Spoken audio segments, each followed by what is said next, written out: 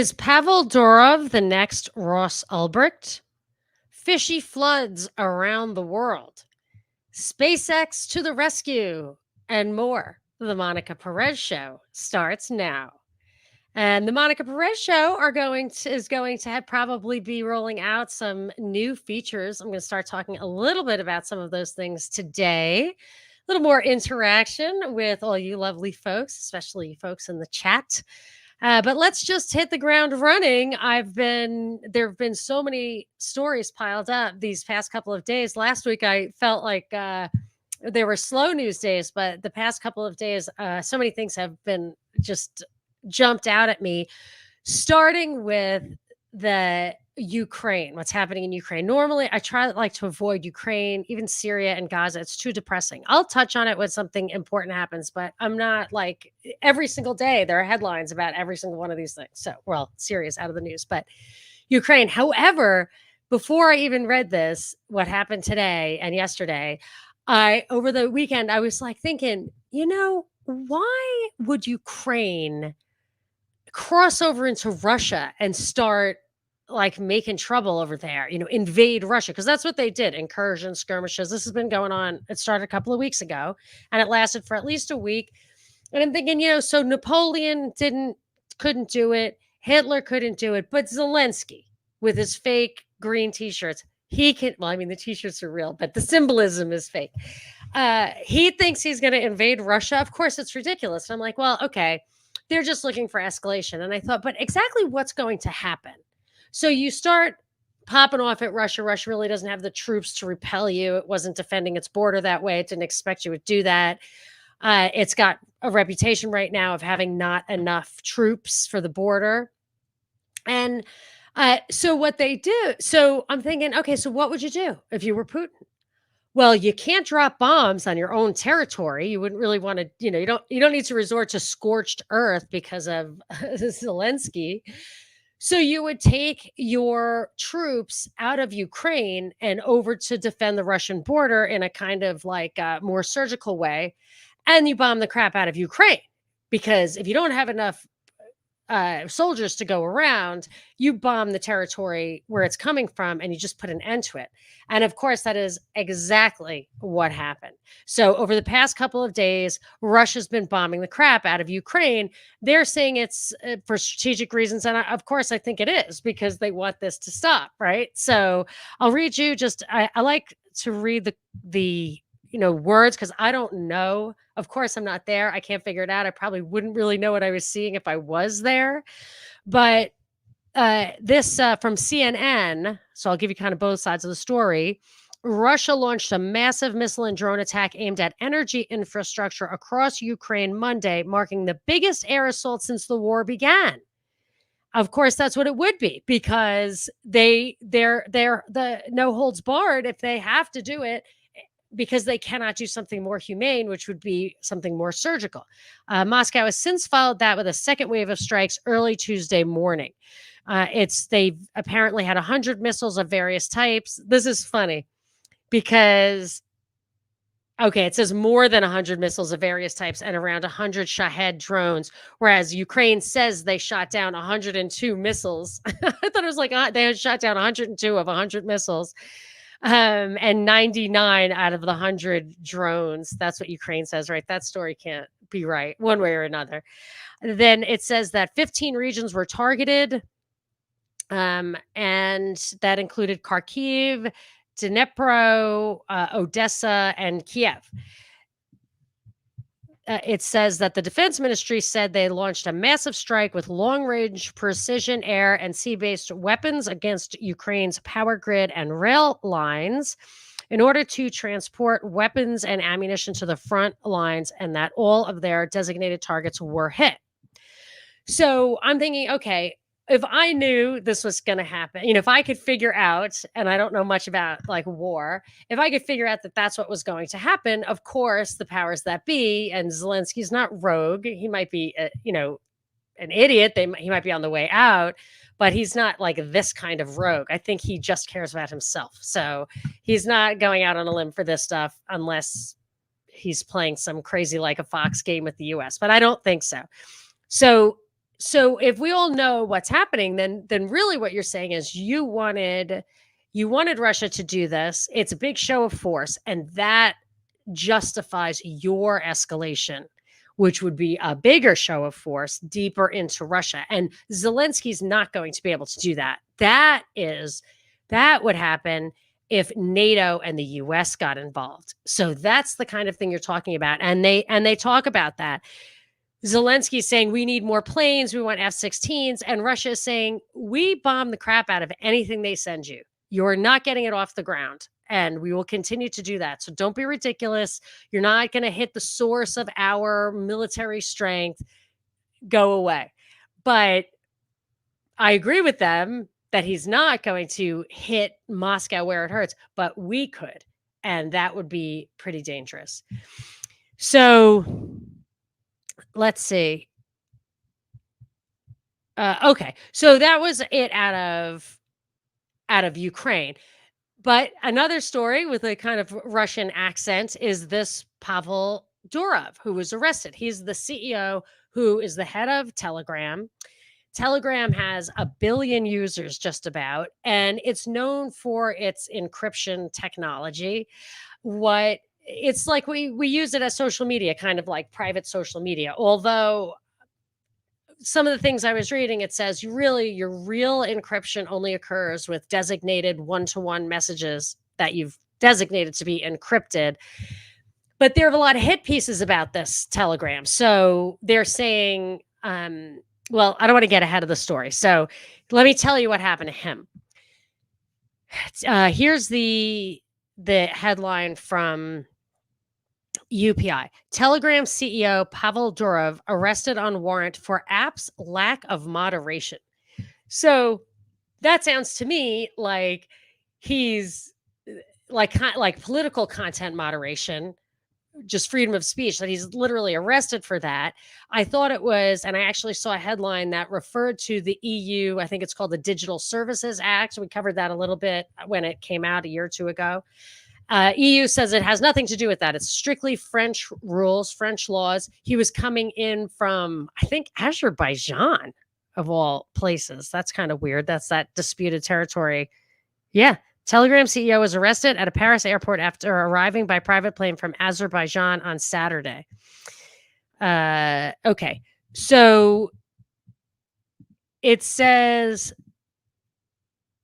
Durov is accused of failing to take steps to curb criminal uses of Telegram, including drug trafficking, child sexual content, and fraud.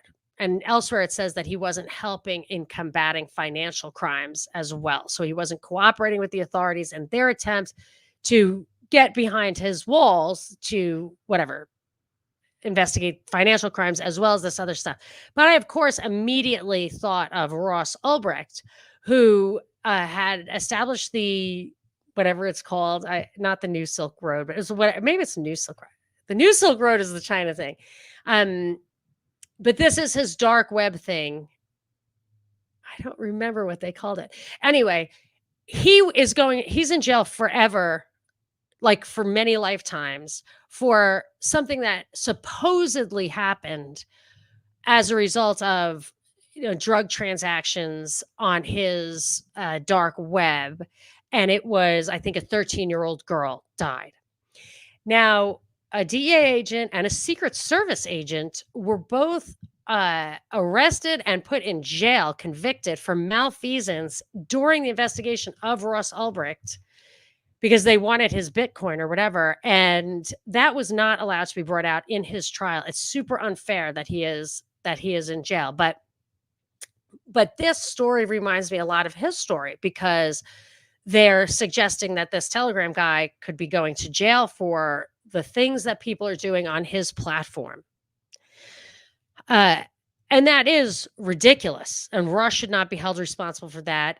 People kill people. Guns don't kill people. Parents are not first person responsible for the acts of their children. The Charles Manson thing was crazy because he wasn't at the scenes, but he went to jail for murder, while the people who were at the scene, who he was supposedly mind controlling, also went to jail for murder.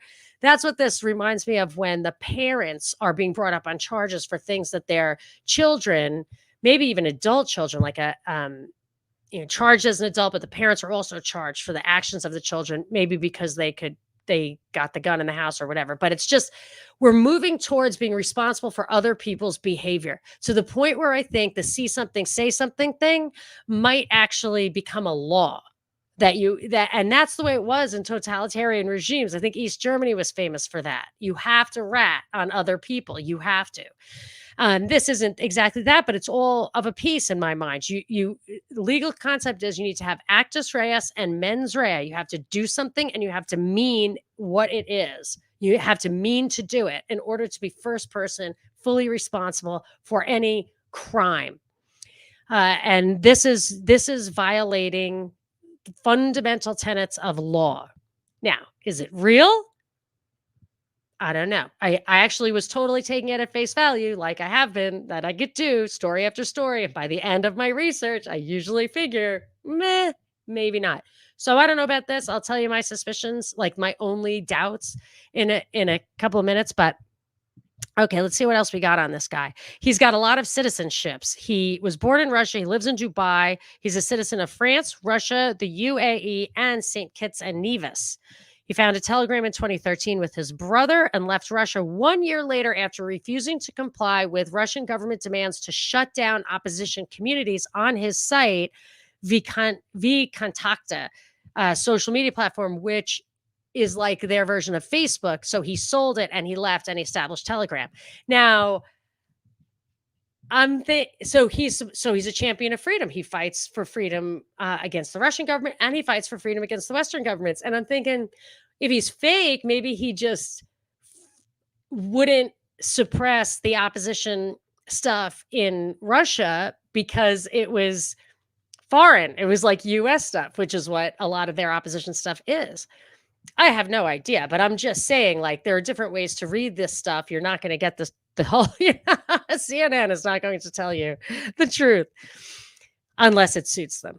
He's supposedly worth, I think, $16 billion. So I don't know. And well, funny thing is that the Telegram downloads are surging. And it even got to the point where it's like, maybe the Monica Perez show needs a Telegram channel. So it's Tuesday. I'm going to look into it. I think I can just pop it right up overnight. And I might, if I do decide to pull the trigger on that, give a little soft launch and just, you can probably just find it. But to the extent you do invitations, I really don't know. I have one for the propaganda report, but I just don't. I didn't have time for another social media account. So users use that one. And I think it winds down if I don't participate. So I don't know what the status is that right now. I try to pop in every once in a while, but if we want to do one, maybe keep it to just us, just the people who come to the chat. I really don't know. So let's do a little soft launch with just the people in the chat. I'll put it in the chat Thursday if I decide to do it. Show up live and then we'll do a little beta and see if it gets like spammed and botted and trolled. And if it does, then forget it. It's not worth it. And if it doesn't, we can keep it going. Anyway, this isn't super pertinent to anything, but I have to tell you, William Shatner chimed in. The CEO of Telegram was arrested today in France for failing to moderate his platform. Good. They do nothing to prevent fraud and scams. I'm tired of the scammers who use that platform to pretend they are me. This is William Shatner, who is like in his 90s, which God bless him. He looks great. But I think there's like some skeletons in his closet, like almost literally. So he may be a compromised person and say stuff like this because, every once in a while he gets a text like, hey, man, say this. It's like, all right, whatever. What I really thought was funny is that Russia is totally denouncing this action by France and championing how they did not arrest this guy when he didn't do their bidding. France is hypocritical and wrong. Lukashenko is really funny. It's the Belarusian guy who's like on Russia's side. And I'm thinking, how is he? And he's totally disagreeing with Russia. He's like, it's good that they arrested him. It's good that they arrested him. He deserves it. He shouldn't you should suppress dissidents and stuff. That's what we do. Problem is you guys call us jerks, anti-democratic when we do it. So Russia is like denouncing it and claiming hypocrisy where Lukashenko is validating it and claiming hypocrisy. I thought that was funny. Macron, obviously, piece of shit, just generally speaking. But he has claimed that Durov's arrest was part of a, quote, ongoing judicial investigation and was in no way a political decision. They're saying that they're investigating kiddie porn, whatever, and they're coming up with him. However, numerous opinion leaders, both in the West and Russia, have slammed France's actions as a crackdown on free speech, with some suggesting that the U.S. was behind the arrest. And Sergei Lavrov, who is my favorite political figure in the world today, he's just no holds barred. That guy is, he's blunt and also like very dignified. Well, unafraid, let's say. Anyway, he said that, yeah, someone else is probably behind it just to get the encryption codes from Telegram. So he thinks the US just wants to get into the back door. And Telegram calls it absurd that a platform should be made responsible for users that abuse it.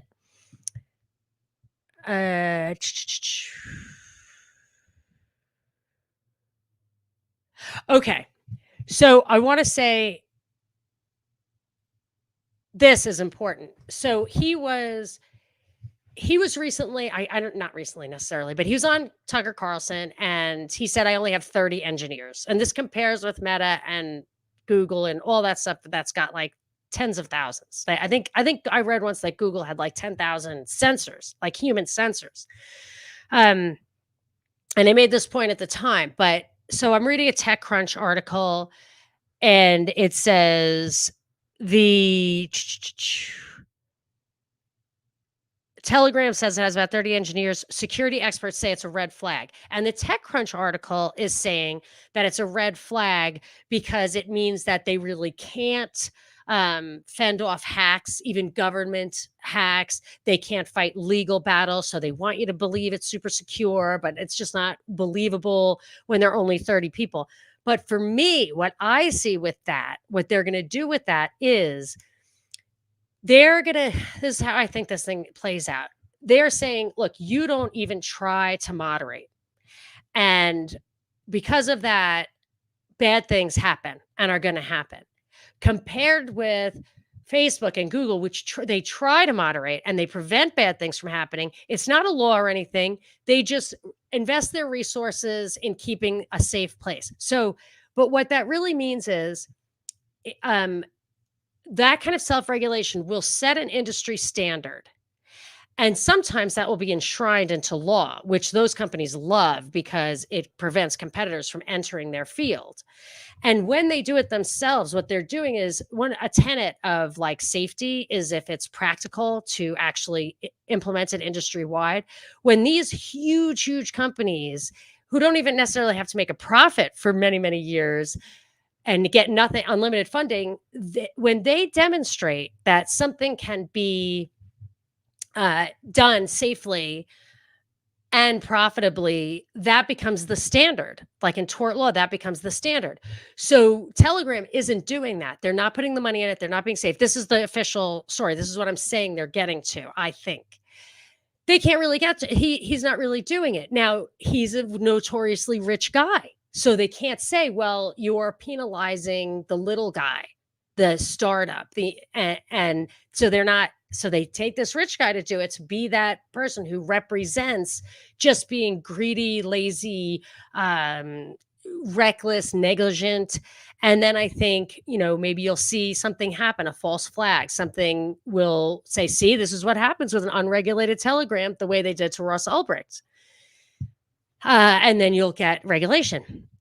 Get this. So this Ross Ulbricht thing just leapt right out at me. I named today's show this. I posted it on Twitter. Then I get to this quote. But the court in charge of the investigation, the Paris criminal court, probably didn't expect to garner so much attention and speculation. That's bullshit. The billionaire owner of X, Elon Musk, posted hashtag free Pavel on his own social networking platform. Free Pavel, hashtag free Pavel. Look on my Twitter like name, whatever, the little words under my face on X at Monica Perez Show. I recently added hashtag free Ross because Ross Ulbricht, unlike Julian Assange, is being held under he's legit. It's awful. It's the worst travesty of justice right now that I'm aware of in this country. I'm open to you want to tell me there are other stuff. And they didn't, in that article, they didn't say that hashtag free Pavel was a reference to Ross Ulbricht because they don't want people looking that up. But it's a dog whistle to people who know about Ross Ulbricht and want to, and the idea is to put Pavel in with Ross Ulbricht. So that's another reason that, and plus I don't think anything, it wouldn't be on the front pages if this thing were going to end up like that this guy was actually going to go to a real hard time prison for the rest of his life. Not a chance that is happening.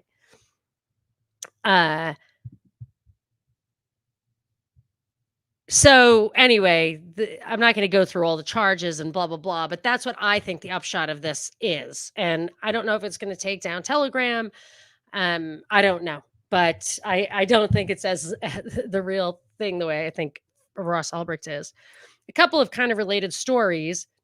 Uber was fined a record $324 million in the Netherlands for transferring sensitive EU driver data to the US. The Dutch Data Protection Authority said its investigation found Uber had transferred the personal data of European cab drivers, including taxi licenses, IDs, location data, photos, payment details, and in some cases, even criminal and medical records to the US. Now, at first, I thought they were saying to the US government. I guess it's just illegal to send it across borders, and Uber did that.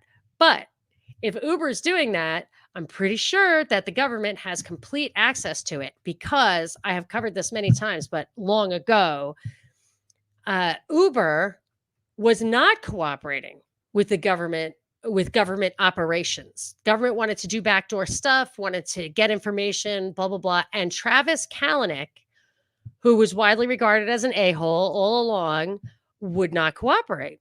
And I didn't know that. So Travis Kalanick, everyone said he's a jerk. And then one day it was like, he's a jerk and he's got to go.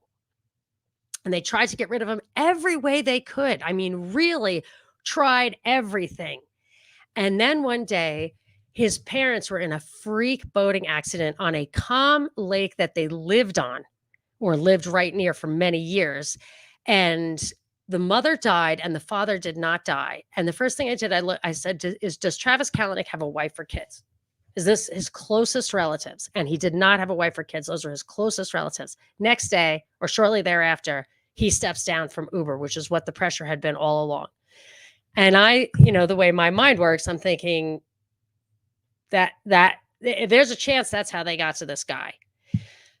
And I thought, well, when that worm turned like 18 months ago, what happened that made him have to go?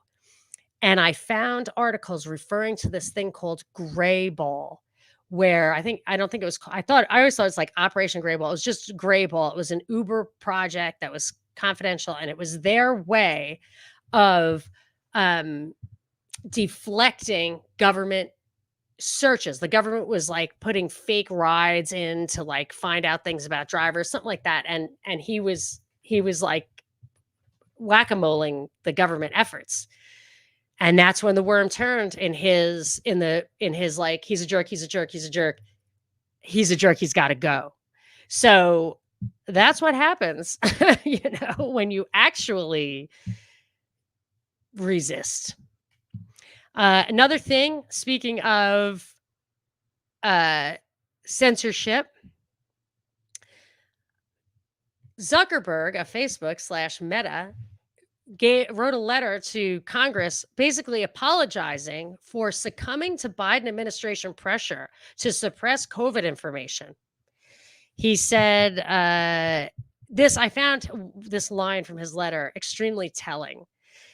There's a lot of talk right now around how the US government interacts with companies like Meta, and I want to be clear about our position. Listen, our platforms are for everyone. We're about promoting speech and helping people connect in a safe and secure way. Promoting speech, not free speech, and helping people connect in a safe and secure way. As part of this, we regularly hear from governments around the world and others with various concerns around public discourse and public safety. So this folds right in to the Pavel story because he doesn't do that. He doesn't do that. So here's Zuck learning as he goes with only the best intentions, responding to government requests for help during a very difficult and dangerous and scary time. But in retrospect, like so many of us, we see that we might have taken this all too seriously.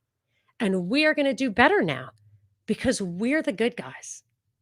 Okay, so that wasn't actually from the letter, but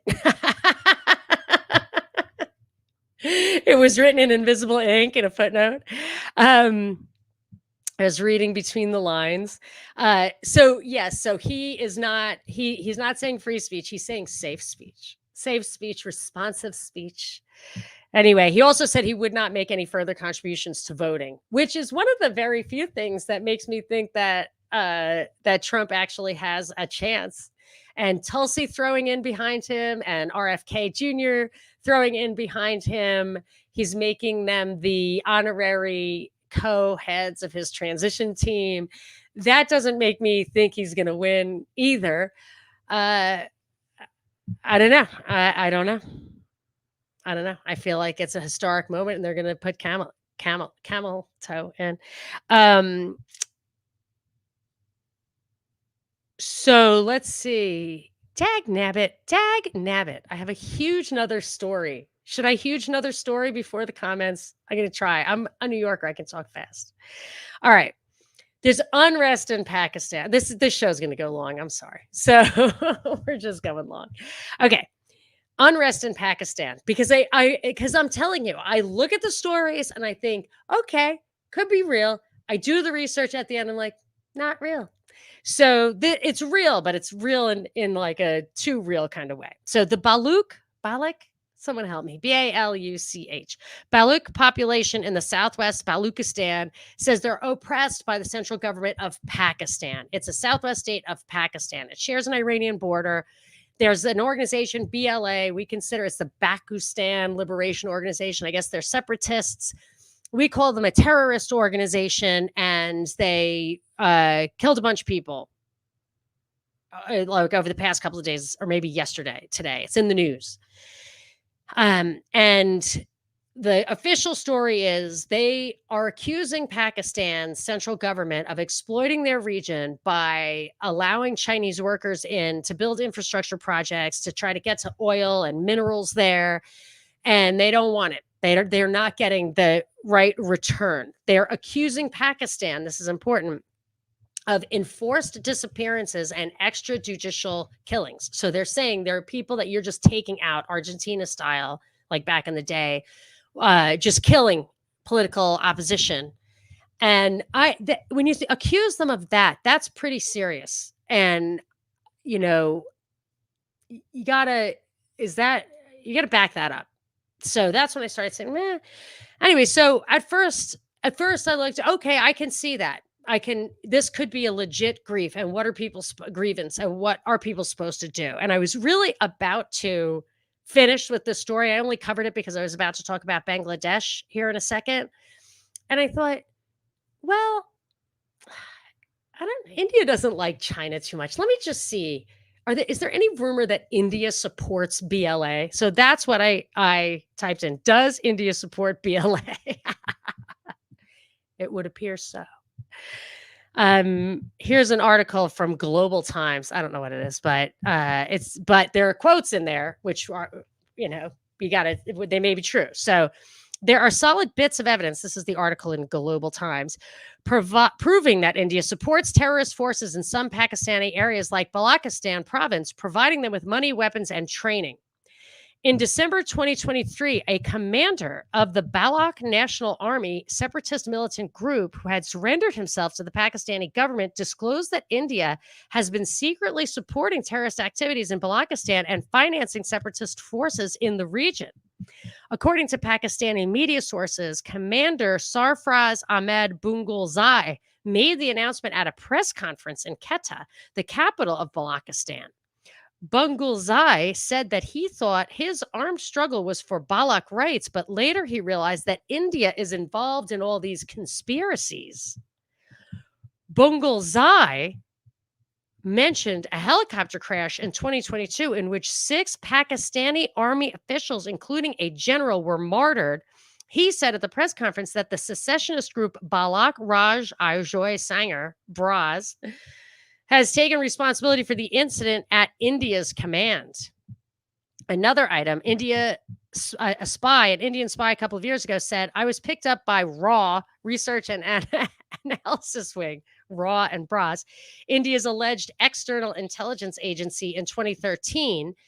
Yadav said, my purpose was to hold meetings with Balak insurgents and carry out activities with their collaboration. These activities have been of a criminal nature, leading to the killing or maiming of Pakistani citizens. So the reason, I'm not sure. I mean, I think it matters because India is definitely rising. But this is a major government, a government like highly aligned with like the UK, the West in many ways. And they do this stuff. Like, who doesn't, I guess? Anyway, but why? I always want to know why. So here's some clue as to why. The China-Pakistan Economic Corridor, CPEC, is a flagship project under the Belt and Road Initiative proposed by China. Trying to split and destabilize Pakistan is the main purpose behind India's backing of terrorism in regions like Balochistan, said Liu Zhongyi, director of the Center for South Asia Studies at the Shanghai Institute for International Studies. Now there is another purpose, he said, to obstruct and undermine the construction of the CPEC, the China-Pakistan Economic Corridor, because China and India do compete. So now, all right, so now we have that, right? That's a different pole. We always think of Russia and China versus the US and her allies. Here's India against China, but is India on our side? That is still a wild card. So the only reason I even started with any of this is because there's big flooding in Bangladesh. As soon as I saw it, my son watches CNN 10 in the morning, but you got to forgive him because he has Down syndrome. So I'm like, okay, seems right. But so now I listen to it, and it's interesting to me to see like the top headline stuff because he remembers it, right? So he is like the perfect psychic paper for them to put impressions on. And he knows stuff. You can ask him questions and he knows what's going on in the world better than my other kids because he watches this propaganda not night and day, just every morning. So for the first time I watched it, they show Bangladesh floods and I'm thinking, are they going to talk about what's been going on in Bangladesh? And they didn't because it's made for kids. But I looked up the article on CNN and they went into it. They went into something interesting. And I'm like, if CNN is saying this, what's the angle? So I'll tell you what I think the angle is. All right. So this is the CNN headline. Millions in this country are stranded by flooding. Many blame their neighbor. It says that people CNN were talking to accused New Delhi of releasing water from the Dunbar Dam in neighboring Tripura with no warning. Okay, so they're saying they normally give them warning. They get to take cover, take mitigation efforts because there is a lot of flooding there. But they didn't give them warning like they usually do. And they did it on purpose. The argument is that people there think because we just ousted the leader of Bangladesh, who is good friends with Modi and close allies with India, and India is retaliating against us for that. India denied the dam release was deliberate and said excessive rain was a factor. If the article stopped there, I'd be like, yeah, right, whatever. But it conceded that a power outage and communications breakdown meant they failed to issue the warning that they usually issue to their neighbors. Okay, so my thinking is, if CNN is promoting this idea that India is retaliating against Bangladesh for replacing their guy with another guy, their gal with another guy, we must like the other guy. So and like to my earlier point, that means that India isn't necessarily an ally with us. So there's competition between India and China. There's competition between us and India in a real way. And I'm like, okay, so I know that the new guy, Eunice, I think his name is. We talked about him last week. I know that he's a Nobel Prize laureate. He invented microfinancing, which I think is like an abomination, crime against the poor. He's actually investigated for some sketchy activity, and we think that's why he had this beef against the prime minister who had to run, literally fled to India. Hasina, her name was. But I'm like, okay, just because he's got in bed with like Norwegians and Swedes and stuff, which is where the bank stuff was coming from, and the prize, is he our guy? I didn't have a lot of time, as you can see. Like I already went way over on today's prep.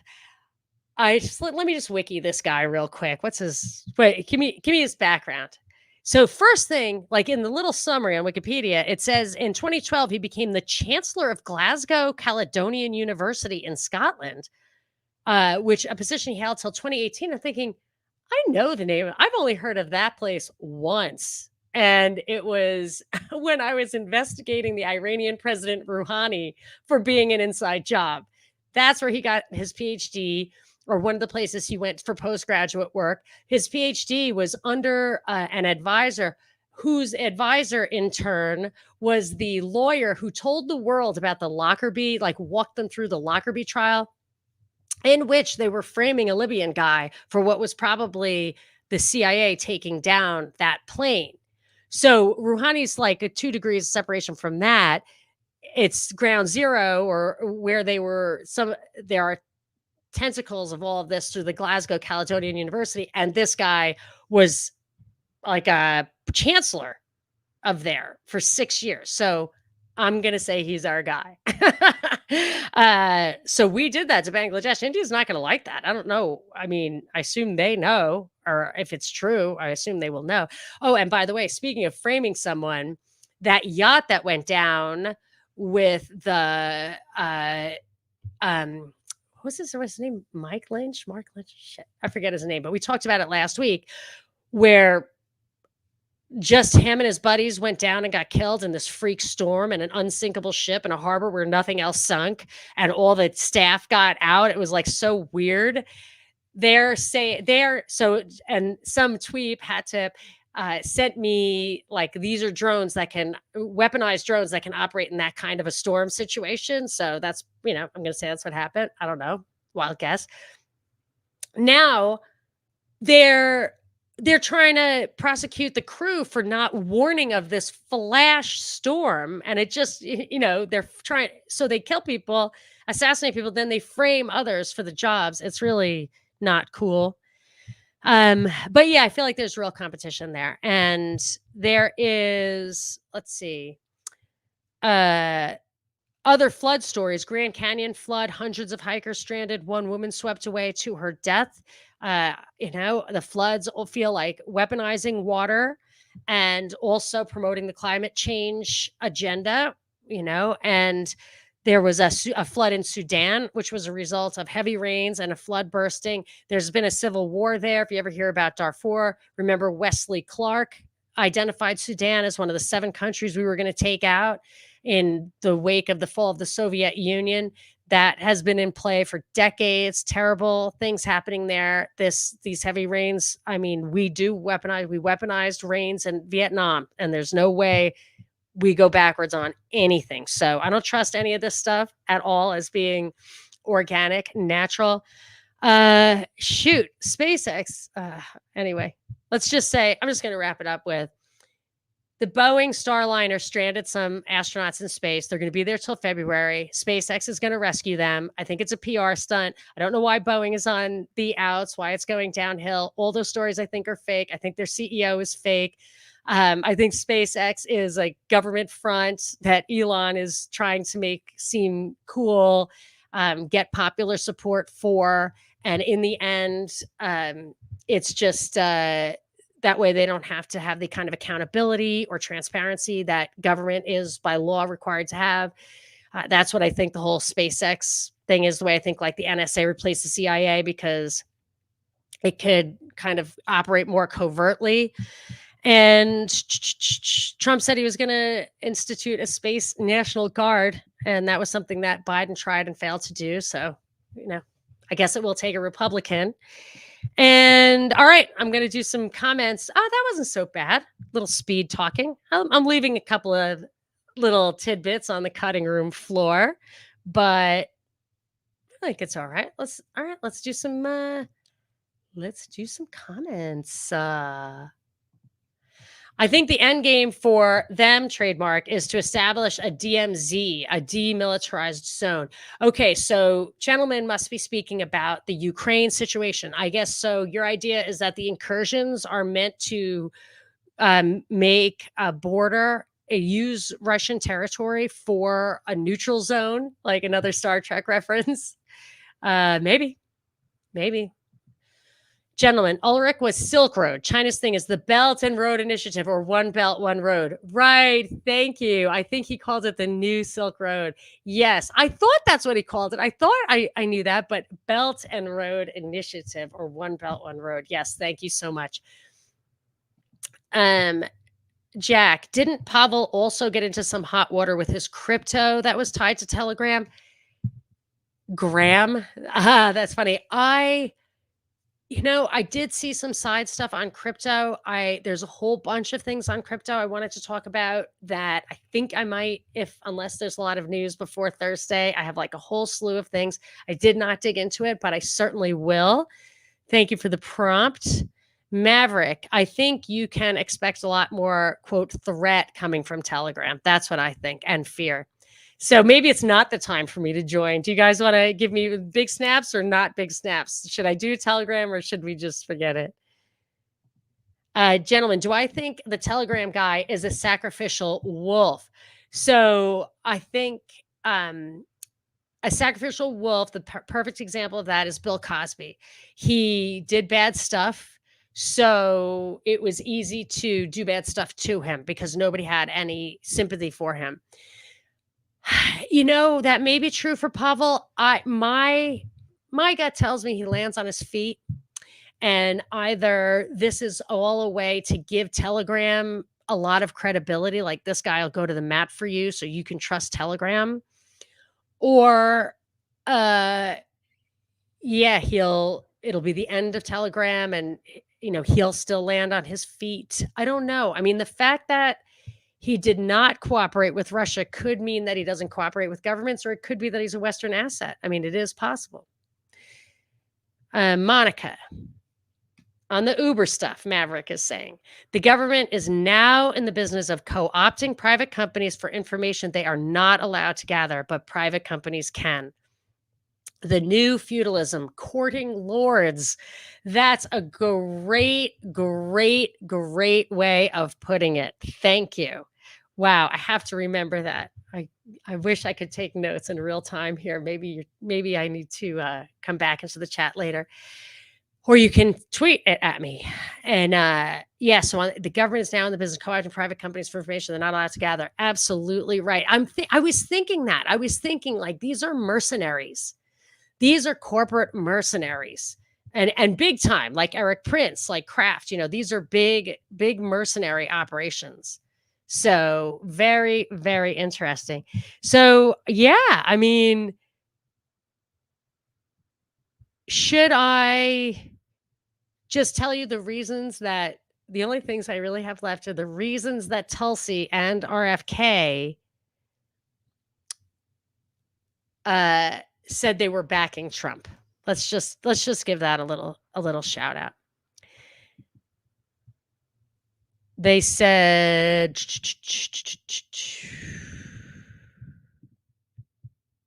Tulsi says this administration has us facing multiple wars on multiple fronts and regions around the world, and closer to the brink of nuclear war than we have ever been before. That's probably true.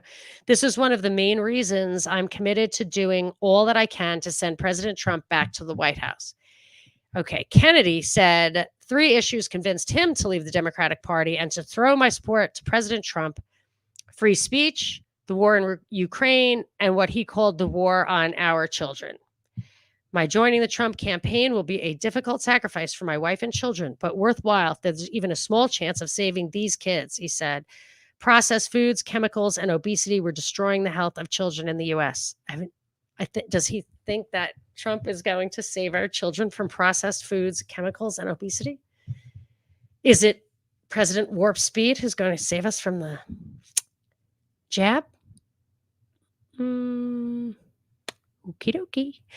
Meanwhile, more than 200 Republicans who served under previous presidents and party leaders have given their backing to Trump's rival, Kamala Harris. In an open letter, former staffers for George H.W. Bush, George W. Bush, Senators John McCain, and Mitt Romney said another Trump administration would endanger American democracy. They wrote, "Of course, we have plenty of honest ideological disagreements with Vice President Harris and Governor Walz. That's to be expected. The alternative, however, is simply untenable." So never Trumpers rise again. I mean, gosh, these guys are so emotional. But in honor of my contemplating pre-launching a Telegram channel, I'm going to leave you with something really groovy.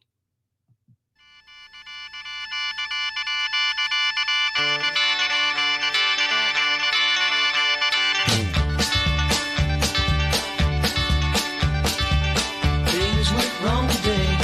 Bad news came away.